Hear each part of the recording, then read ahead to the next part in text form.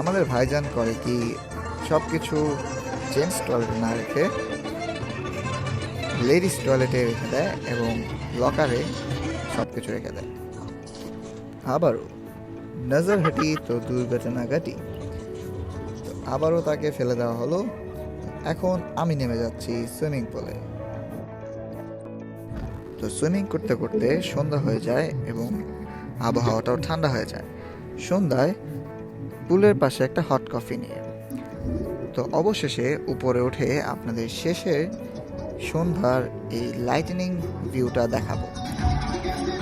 তো সন্ধ্যাবেলায় অনেক সুন্দর করে পুরো রিসোর্টটা বা এই প্লেসটাকে লাইটিং করা হয়।